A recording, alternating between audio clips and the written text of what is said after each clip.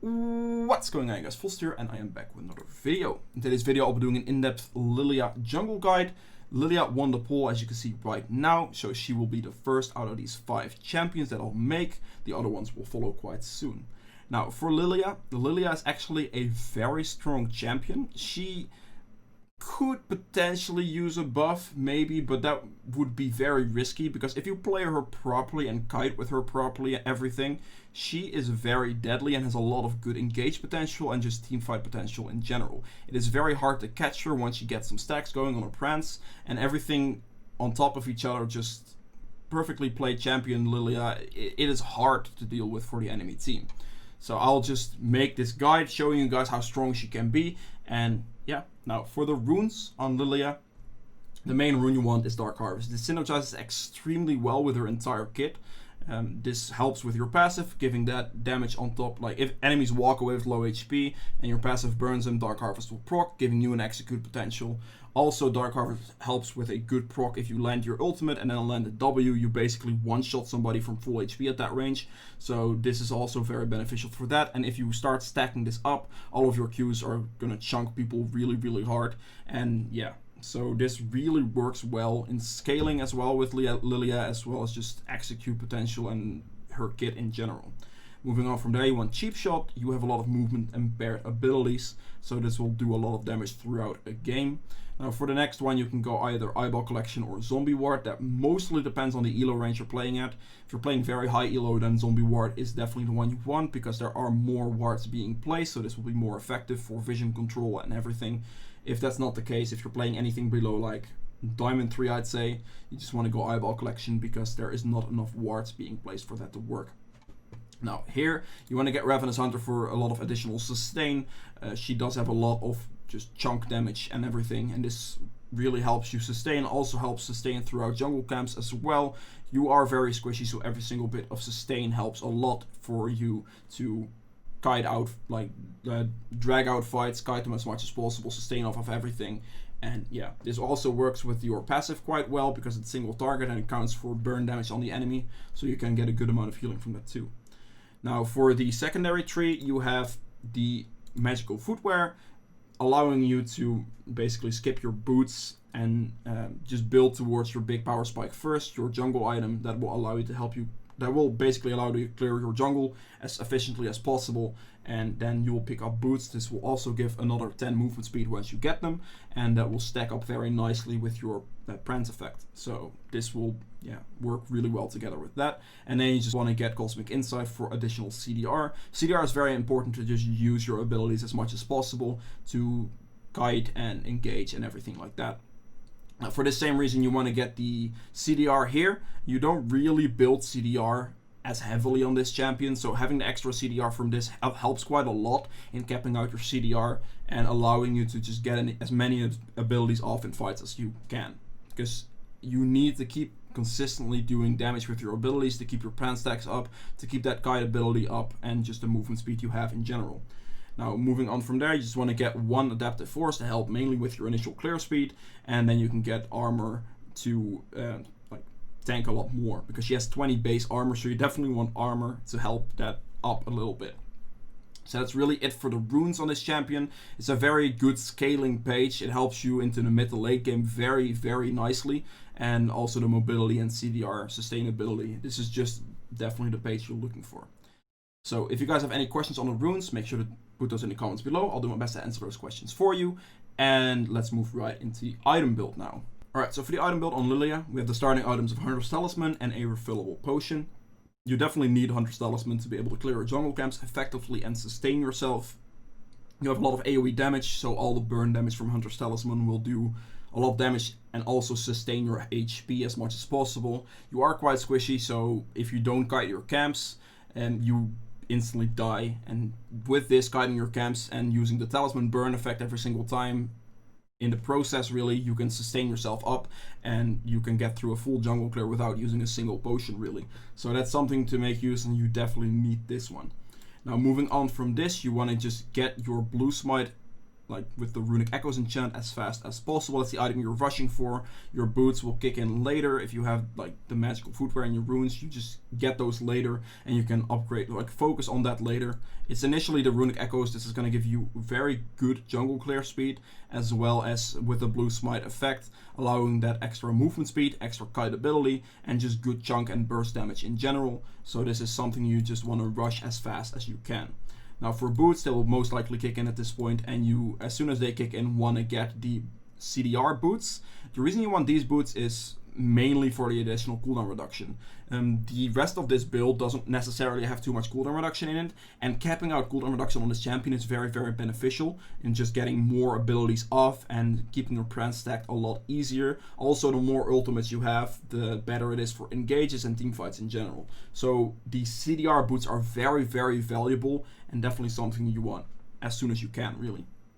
Now moving on from here, this already gives you 20% CDR, then also keeping in mind that you have that 10% CDR rune that scales up, it's going to give 30, and then the 5 from Cosmic Insight, you're at this point at 35. If you, that's late game of course, with a fully stacked up rune, but it's anywhere between like 25 and 35, you'll have that amount of CDR. If you get a blue on top of that, get an additional 10%, and then one item later on in this build will also give another 10%, basically capping your CDR out and making you very, very annoying to deal with later on, especially. Now for the ability, or for the next two items, is basically just your main damage source, your ability power. Your Liandry's and Rylai's combination is going to be your main source of damage. This is going to allow you to be even more annoying with the slowing effect from Rylai's. Liandry's will stack up in burn damage alongside your passive. The damage will go up the longer you are in combat with people, and you as a champion want to be in combat as long as possible to like guide in and out, and just extend the combat duration, increasing your damage, increasing the burn effect from this, and then also your passive burn effect. You're gonna chunk people and burn them down, allowing them to not even get close to you, really. So this item combination is very, very strong, and this is definitely your main damage source. So there's no questioning the order here either. You want to get Liandry's first because you do have a lot of slowing in your kit already and CC, so you get the extra damage from this quite quickly, and then Rylai's to just be even more annoying, landing Qs, landing E's, making engages happen, kiting people out, and yeah. Now moving on from that, you want to go into defensive items. You can at this point, if it gets to a stage where you are very comfortable and they're stacking magic resist like crazy, pick up a Void Staff. This will help you just push your damage through. And yeah, you don't necessarily need this. It is in a lot of, like I'd say 99% of cases right now, it's smarter to just pick up one defensive item. This can come in the form of a Zonias, can also come in the form of a Banshees. It mainly just depends on the enemy team. If the enemy team is very AP heavy and the Banshees would be more effective than Zonias would be, then you want to pick up Banshees. Otherwise you can pick up Zonias. You can also pick up both. So if you go for Zonias first, you can finish Banshees after. You don't necessarily need the Void Staff, because you already have just max HP burn, a lot of it, from your passive from this. So unless they heavily stack into magic resist, you can also just go double defensive and then use this burn effect for the same thing. Now you can sell this jungle item later on for the Void Staff to push this damage through still, but that's really it. You don't necessarily need a death cap or anything either, because it's mainly based around the burn damage and just extended damage. So chunk, like burst damage with death cap, upping your ability power by a lot really doesn't do a whole lot, and it's generally not that worth getting, unless of course they really don't have any magic resist. You can then sell your jungle item for a death cap late in the game, and that would then be an option just to increase your maximum AP, and that will just deal the most damage you can possibly deal at that point. It's a very straightforward build. There's really not much variation to this, simply because of how strong this item combination is, and then also the CDR from this is very important with your jungle item. Both Banshees and the Zonias will give CDR, so picking up a Phoenix Codex after finishing your Rylai's is a very easy way to cap out your CDR really quickly at this point, and that is just what you want to get. You can upgrade this Phoenix into both, because they build both into the same item, so you can decide right after picking this up. And that's really it for the build on Lillia. If you guys have any questions on this, make sure to put those in the comments below. I'll do my best to answer those questions for you.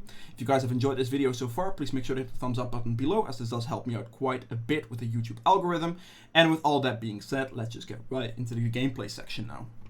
Alright, welcome to the gameplay section of this guide. As you can see, this is Lillia into an Echo matchup. This Lillia is the rank 1 Lillia in the world and also the rank 1 Lillia in Korea at the same time. He is a Grandmaster Challengers player. He is currently 440 LP in Grandmaster in Korea. And yeah, he has overall a 70% win rate on his champion, over 65 games played. So I'm just going to show you guys that Lillia is actually a very, very solid champion to play. And yeah. Now this matchup specifically is basically one of the better ones you could get as Lillia. The ones that have some trouble with are the ones that have a lot of early game pressure. Echo doesn't really have that as much, but if you get invaded early on, then that's where you actually can get killed quite easily because you are quite squishy. However, you do scale very, very well into the mid to late game. So if you get to those stages, if you get to like initial clears after like level 6 and all that, then you are going to be a very strong champion, and basically your entire champion is based around kiting as much as possible. This goes for your jungle clear, this goes for team fights, and if you can get this down, then you can actually be very, very hard to kill whilst doing a lot of damage as well.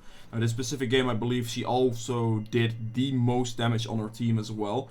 So that just goes to show you how much damage she actually does, and she did it by a good margin too. So yeah, now starting off any type of jungler, any type of clear, you always want to make sure that you reset, placing a ward at about 40 to 50 seconds. The latest you want to recall or press recall is 52 seconds.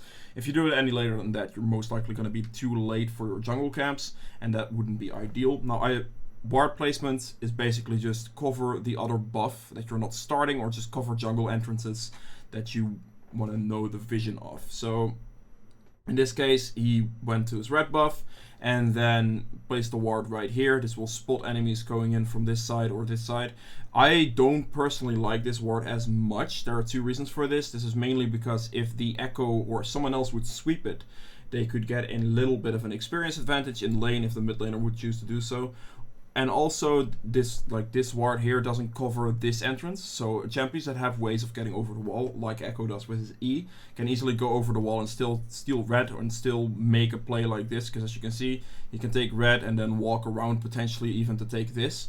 So that's something to definitely keep in mind. The safer play would be to just ward in the, ward your buff, because if anybody's going to invade you, they're always going to go for your buff camp. But yeah, that is just a side. He's still always, no matter where you place your ward, want to back for that sweeping trinket, because the sweeping trinket is very, very good for ganks and also invades. So that's a very important thing. Now, starting out and maxing order with your abilities, really, you want to start with Q. This is the main ability that you have to use on this champion. Gives a lot of movement speed, gives a lot of good damage as well, stacks up, which allows you good positioning in team fights and also good roam speed throughout your jungle if you use it properly. And then this is level 1. Level 2, you want to take W for more jungle clear speed, then you take E, and then you max Q, then E, then W. Basically, W has enough damage on it in and of itself, so you don't need to max it. The other two skills are more useful. Q first for the increased movement speed and everything, and then E for just like the engage potential this ability offers you also, which is something you'll see later on. So that's basically the maxing order for this champion. And yeah, let's just go for the clear now. Now, a lot of you that have tried this champion may have run into some issues trying to clear jungle with her, because if you are standing there tanking the camp for an extended period of time, this champion has no armor whatsoever, basically. She has 20 base, which is extremely low, and she has 32 base magic resist, which is pretty good. But the 20 base armor is very, very low, and if you stand there tanking your camps, then you're gonna just die and not being able to clear your camps. So that would be a very, very bad one, like a bad move to do, and that's also what impacts her jungle clear speed, or her jungle clear in general. So what you want to do as much as possible is just Q, and then auto attack, Q, and kite it as much as possible. As you can see, that was the first hit. She got hit twice, but she did have a shield in this case. The main important thing here is to get hit as little as possible, guiding it as much as possible while stacking your Q up so you can get the move speed as well. Like right here, as you can see, kited that entire thing, got hit twice, and basically both of the times did no damage to her whatsoever. And that's the main goal. As you can see, still kiting, still making sure that you get those stacks off of your queue to make sure that you keep these stacks up right here. These stacks has the increased movement speed, which basically gives you your movement speed throughout your jungle. So kiting camps like he did with blue buff, you walk up, and then right here you just kite it all the way up, keeping your stacks, kiting it towards the next camp. Same with blue, or same with wolves, kiting it towards the next camp. Trying to keep your stacks up as much as possible, because this gives you your move speed, which gives you your roam ability, and at the same time gives you your jungle clear speed. So that's a very, very key thing to remember. And yeah. So here again, kiting as much as possible, obviously using your W as well for big damage on camps. And, using it for big damage on camps. And right here, same thing applies. As you can see, still both potions are available. Not much damage has been taken because the kiting of the camps has been very, very successful. You have a lot of movement speed that you get from Prance. So you basically can just walk around the camps. They hit you maybe once or twice. Red buff is a little bit more difficult to kite usually, but even still here, you get smite, you get your HP back, and after all of this, only one potion was used, and basically the jungle clear was done. Now, in this case, you can also opt to go for the Krug camp to finish this off. You want to skip Gromp, because Gromp is a very annoying camp to clear early on this champion. After like level 4 or 5, when you have your initial back done, then Gromp becomes a lot easier, but mainly for your first like rotation, want to skip this, and the rest of the camps are all very easily kiteable and very easily killable that way.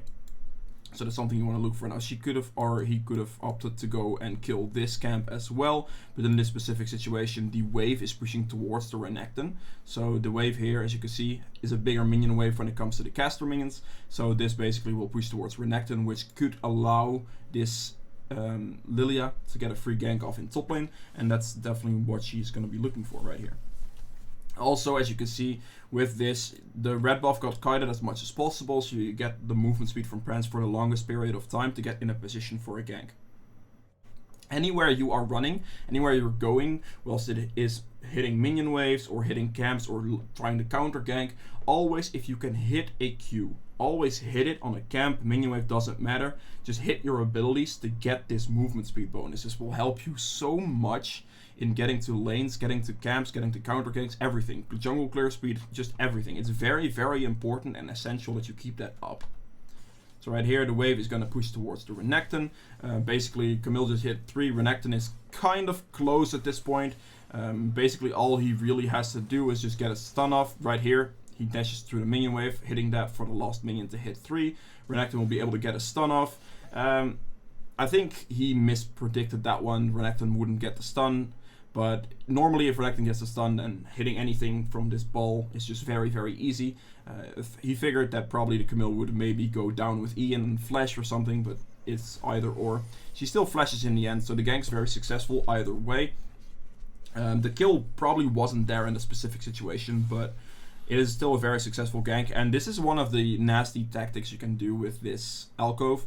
If you run back here, and basically run out of vision or pretending you're walking back, and then you can walk back in. This is a very good option. It is a Renekton with a point on click CC, so this is one of the options you can go for. If Camille decides to go in, then yeah, using sweeping trinket and everything to check if there is vision. This is a very like extended try to set up. I think the Camille had a suspicion, so this was probably not going to work, but it's one of the things you can do and people will fall for it. Now here during the camp, basically stacked up the Prance again, and now you see the Echo ganking the Renekton. Obviously you don't want to be busy finishing your camp, that's nothing near worth it. You always want to make sure that you react to situations. You'll get there because you have 4, like basically right now without boots on level 4, she has 453 movement speed. If you compare that to the Echo, he has 340. You definitely need to make sure that you use this like ability as much as possible to just get the people, get to the place. Right here, the Renekton gets a return CC off on the Echo, and basically that will allow the Lillia to do a bunch of damage to the Echo, and also with red buff auto attacks and the movement speed increase that she kept up from camps, and then also kept up from hitting people here. She has the 453 move speed with red buff, which basically means that if you catch any lane up, like any opponent in a specific situation here, and they have to run back through the entire wave, or to the entire lane, sorry, they are guaranteed to die because they can't outrun you by no chance at all. And if you have red buff, then they're even more screwed. So that's just a very powerful thing that you can do with this champion. Now Camille barely gets away on like 1 health or something, so that's a little bit unfortunate there, but yeah. So off of that, very good setup initially, and now there is definitely like, this is definitely a situation where you just want to keep farming. The biggest power, like one of the bigger power spikes she gets is her jungle item initially, and after that, just every single other item completion is going to be a big power spike as well. Until you hit your jungle item, this champion kind of struggles a little bit, if you would call it that, to do a good amount of damage. You are very squishy, so you can get killed, but positioning is important. Now, instead of going to clear for his camps right here, the Yasuo just died. Lux got the kill on this one, but Lux is currently very low. She doesn't have teleport, so basically to get a free back off, the Lillia is deciding to push the wave with her, allowing Lux to just get it back without Echo being able to freeze or stop it. She just pushes this out and gives Lux the reset, which is also a very important thing to do. And off of this, she can just go back to clearing her camps. And then instead of going for bot side in this specific situation, you see the Camille Renekton is very low. So the assistance here is definitely needed, whether it is to help push the wave or to just try to kill the Camille, because the Camille is probably going to go for the Renekton. So yeah, running back top lane. Alright. Looking like waiting for the opportunity basically for the Camille to walk up, because that was going to happen with Renekton being so low. Renekton making sure to bait this pretty nicely. He needs to make sure to not overextend on it though, which he kind of did. That's a bit unfortunate. If he played this a little bit safer under his turret, then there could have been a position for the Lillia to actually get in there, but yeah. I mean, it happens really. It is solo queue, so there's no perfect communication. Now this basically does mean that she does get the entire wave, which is very good for her, because Lillia right now just gets so much experience off this that like it's just very good. Now obviously this isn't very great for Renekton, but yeah. As you can see, she's basically getting no gold either from the minions right now, because she hasn't cleared too many jungle camps right now.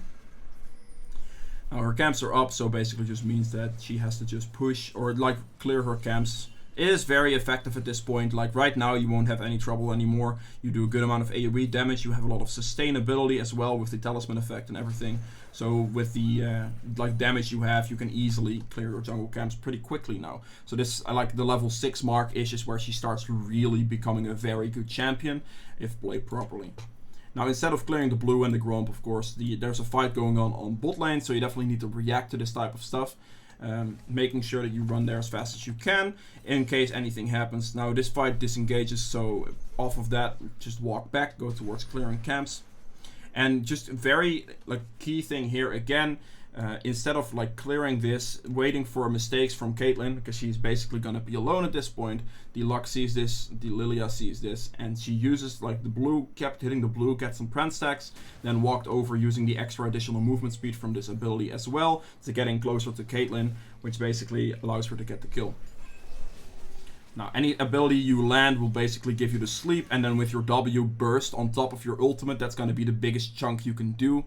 This is a little bit of a misplay initially because of the missed E that she did, and she had to walk up. Caitlyn got a lot of free damage off, and she's fairly strong with a BF sword and pickaxe at this moment in the game. So that actually got kind of scary, but the moment you hit one ability, you just ult, basically putting them to sleep, and then if you wake them up with your W, you're gonna chunk them for like 500 damage in one go. Dark Harvest procs on top of that, and that's just gonna be a very big burst. So that's one of the the biggest burst things you can do with this champion. And also, like, if this E would have landed, she could have done that from range, basically insta-killing Caitlyn without her being able to return any damage. So yeah, with being so very low on HP, you definitely have to go back to clearing at that point. And right now, just going back to the top side, as you can see, the reason you don't go back to this right here, even though it's up, in this situation, the Camille is pushing into the Renekton, and the Renekton is kind of trying to keep a freeze as much as possible, or just keeps getting pushed in because he's actually behind. So definitely what you want to look for more so is to go for a play towards the top side. because Camille pushes up. You can just clear maybe a couple camps here, wait for the wave position to be pretty good, and then you can just go in. So depending on what she does right here, you can make a play like that. Also Lux roamed out of bot lane, making that if you want to play with her for a position, for a play as well, that could be good too. They cast the Yasuo here, which is very nice. And then just going back to some camps clearing. Renekton is pushing out, so you can do one of two things at this point. You can either lane gank, or just say, well, my bot side is up and I go for Dragon. Either one is good, depending on what he goes for here is all fine. So he decides to go for the lane gank, which is really, like this would help your top laner a lot. Renekton, of course, is a very strong laner, but he got put very far behind off of missing a big minion wave here. So anything you can assist him with a little bit will be able to allow him to 1v1 a Camille at that point. Now Echo also isn't very good at soloing dragons, so you definitely got that going for him as well. Botlane also has the pressure, so you do have space to easily gank this at this moment in time. Making sure that as soon as you walk into this brush, by the way, you want to make sure you use your sweeper to see if anything is warded, so you can get into this brush to, get in position. All you have to do at this moment in time is you either wait for the Renekton to engage with a stun, or you just initially hit your E or any ability and then just press ultimate to put the target to sleep. If the target gets put to sleep, Renekton can easily walk up, stun, and it is basically just a free one-shot. It doesn't really matter if there's any turrets around for that or not. So this would also be ideal for a dive. If you were to go and dive a top lane or a bot lane, always try to just walk up, hit an ability, whether this is your E from a big distance, put them to sleep and allow your team to get a free setup that way. That's basically like the bread and butter for engaging with this champion, and that's also how you want to engage mid to late game team fights. Hitting any E on more important targets and just ulting them right there is gonna be that's gonna be such a good engage. Right, Renekton ults, Camille walks up. Renekton gets the CC, Lillia ults, she gets put to sleep basically, and well, they kill her. That was probably not necessary for the Lillia to flash for, but better safe than sorry, I suppose. So either way, that's fine. Now basically off of this, you want to back as soon as possible. If she sticks around top lane for way too long, then the Echo has free time to solo a dragon.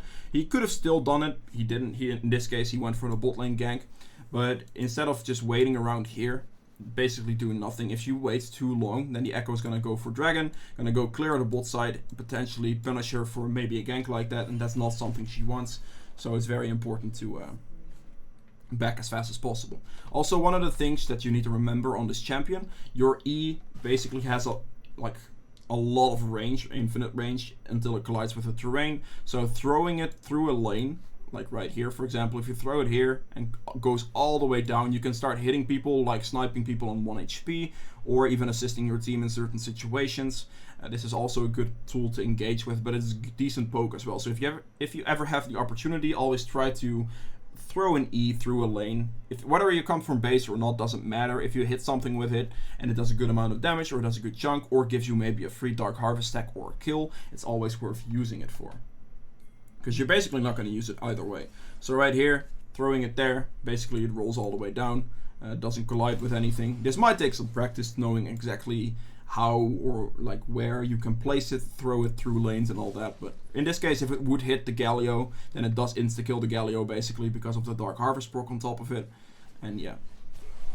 So this basically would have killed the Galio if the Lux ult didn't snipe it, which is a very nicely placed E. So making sure that you go and hit your camp, like whether she would have gone for the gank on bot lane or not, she was already hitting the Gromp, guiding it kind of down to potentially run to the bot lane, already starting to stack up these plant stacks to make sure that you gain that movement speed. This is very, very essential between every single camp, making sure that you keep up those plant stacks as much as possible. Now with the bot lane being disengaged basically and them having the force back, then there's nothing she can do. Even if the enemy team would do the dragon, there's nothing there's able to be done because of their bot lane, or like his bot lane being in their base. Now basically keeping the plant stacks throughout the jungle clear, and then again using these stacks to like get in a position to quickly go and gank this Camille. Camille is again pushed up, so this is one of those situations where you can punish this situation again. If lanes keep pushing like this, obviously, like punishing is very, very easy. And if you can kite the camps towards that lane specifically, then you can keep your stacks up, basically giving you a serious amount of movement speed that will allow you to just, yeah, well, get into a position where they can't escape from your gank. Obviously doesn't have ult in this situation, which is a bit unfortunate, because if like she would have had ult right there, landing that E, basically using ult straight off that would have been an insta kill on this Camille, because there's nothing she would have been able to do. Right now it's basically just like a chase. She would win this chase, but the turret will do a lot of damage back, and without having that ultimate up, this would be a really risky dive. So I'm not sure. Yeah, she doesn't go for it. She backs away of that. If her ult would have been up, then that Camille would have died 100%. Landing any ability and just sleeping them in place will allow the laner to catch up, and you will also do a good chunk of damage as well. Renekton teleported towards the bot lane, making that play wait, just go back here. The moment you see this happen from any laner, really, whether you're around mid or top, if they teleport towards another situation on the map, like the bot lane right here. So Caitlyn's pushing, there's a ward right here, which Renekton can TP on, basically cutting off Caitlyn, which is what he's doing right now. But this also means that the Renekton leaves his top lane, and you're never going to get to this fight anyway if you're the jungler right on top side, so you might as well either try to kill the Camille, which is a very good possibility now because you have your ultimate up, or just prevent her from getting turret plates, or just getting turret plates yourself. All the situations are good, but like running down, there's no camps up, there's nothing to do, you can't run down all the way to bot lane, so you might as well cover top lane or try to sneak a kill on the Camille. Alright, so after sneaking back into the lane, looking for covering the top lane or maybe sneaking a kill on the Camille, you can look towards this very easily.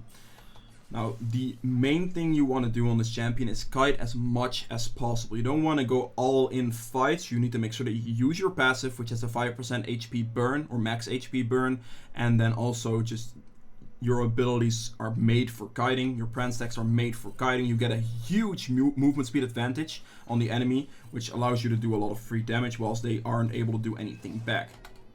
So this fight played out perfectly really for the Lillia, or played perfectly by the Lillia.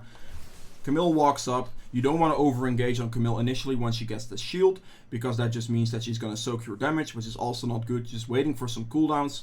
Her ultimate's up. She is able to use this, but it's better to use this later when she goes for either an escape or anything. Using abilities to make sure that she gets the pran stacks going, and then right in this situation, she gets low enough, pops the ultimate, walks up and basically just presses Q to kill the Camille. That's the way you want to play any fight, and yeah. So for this fight, the same thing applies. You go and initially try to hit some abilities and make sure that you walk back, trying to not get hit or trying to not full on engage anything. You need to make sure you kite with your movement speed, because you do have 500 plus movement speed off of some stacks, and that's really how you want to play those fights, dealing a lot of damage in that process. So that's just very, very important to do it that way.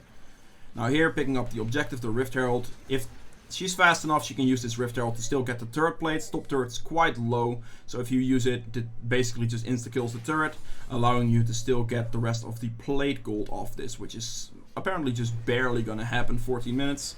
Yeah, turret dies at 1355, which gives her a lot of gold, and this is overall very well played. That's just the way you want to play any type of fight, is, yeah, kiting it as much as possible. Now, right there, also, her ultimate is up. So if this E lands right here, she could ult this right now. She could ult this Yasuo, basically put him in his, like, sleep him in this place, walk up and chunk him for a lot of damage. That might have killed, but also the map is basically very dark. So if you, like, if the enemy is here or maybe here, then that would be a very risky play, because you don't have the burst damage to kill him right now. It's more so a burn damage situation, and he opts to not go for that play right there. But any type of engage like that, hitting your E and just ulting, is a very good engage and could open up a potential to, well, get a very good team fight off. Camille walks up. Lillia sees this, meaning that she could look towards cutting Camille off with Renekton. The Echo is there as well, and Galio instantly ults towards that fight. That just really means that Renekton gets caught out and dies, and Lillia might die for this one as well. That just depends on if she can get enough movement speed off.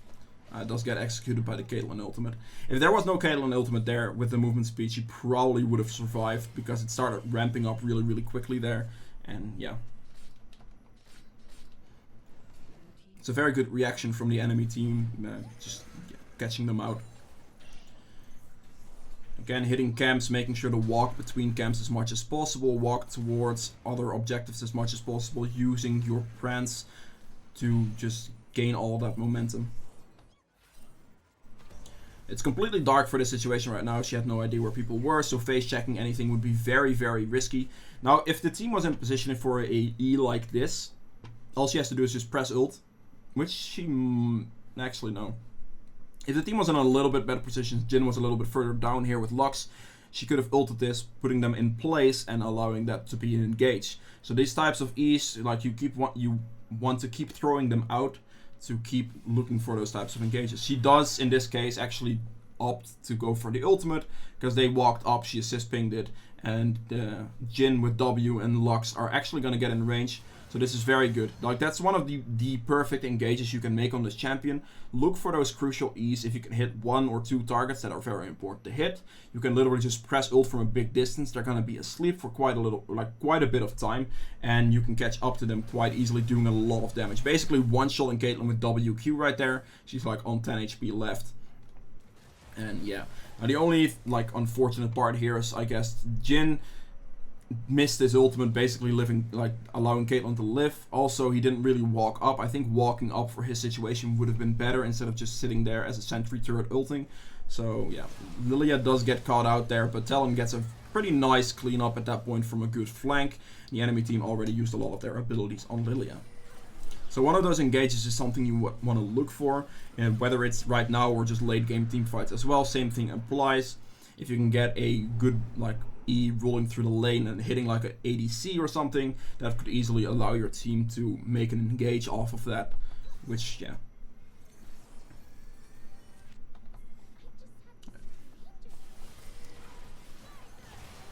Renekton gets caught out a little bit there. Galio walks out into a very open position as well.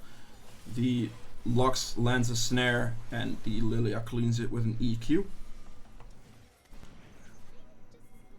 Her team is a very good position right now. They're catching out the Camille, and then there with the E landing. The E landing and the way she got the kill actually, because it might not look like she did a whole lot, but just an E will already do a lot of damage if you have these types of items. The moment you hit your Liandry's, this will combine stack with this for a lot of like basically bleed and burst damage for max HP. So you actually do a lot of damage, and then once you get low enough, one of those ticks can proc Dark Harvest as well, which just deals a lot. As you can see right there, the Dark Harvest with the burn damage, with the Liandry's and everything, did a lot of damage to her, basically resulting in Lillia getting the kill over the Talon right there. Now this positioning again very key, looking for openings, looking to kite as much as possible, and just be in the best position you can be. Right here, it lands the ability on the Echo, presses ult to put him asleep to potentially save the Lux. Jhin tanks Caitlyn's bullet, which is very good. Echo goes back but does still get put asleep. Lillia catches up because of her massive amount of movement speed, and all of this damage basically just finishes Echo off very easily. All of this movement speed right now is used for the same purpose still. Kiting out Yasuo, kiting out Caitlyn as much as possible, making it very difficult for the enemy team to land any abilities on her. And this positioning, this way of playing team fights is the way you want to do it.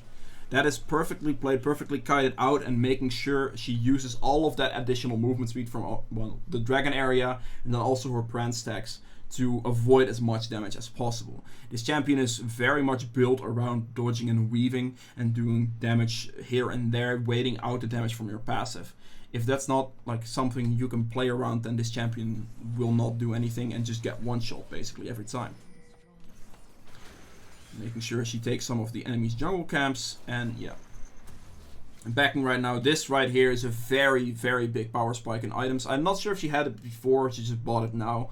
But getting the Rylai's Liandry's combination allows that type of playstyle that she has, going in and out of fights, hitting abilities, making sure to kite with your Prance ability, all of that extra movement speed, and then slowing with Rylai's, applying the burn from Liandry's to double that, and then applying the burn for your passive is gonna do a lot of damage.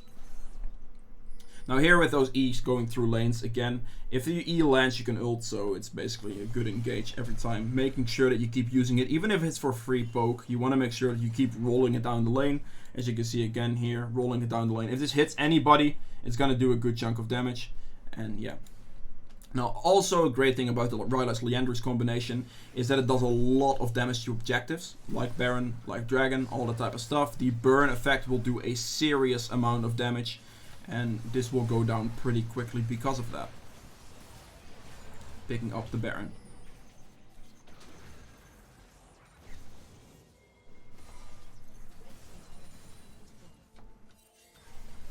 Right, again, looking for those E's, looking for those plays throughout the lane, trying to land one. And the moment you land one, you can go in, ult, walk up really, or Jhin ults it or whatever, and you can basically execute somebody instantly. So.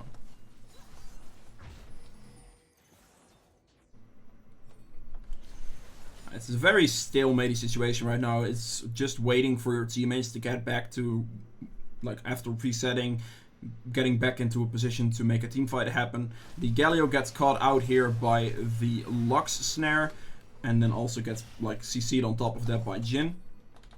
And that gives the Lillia the opening to land the Q on the Caitlyn and the Galio, instantly ulting, putting them both to sleep. Caitlyn gets caught out of position for that really easily, because that sleep allowed Talon to kill the Caitlyn, and then they can walk up. Talon gets a very nice flank off. And that's the catch you're looking for. Whether you do it or whether you make a catch like that, if you land any of your abilities, whether it's E, Q, doesn't really matter. Landing an ultimate on a priority target like the enemy AD carry is going to be a very valuable thing to do.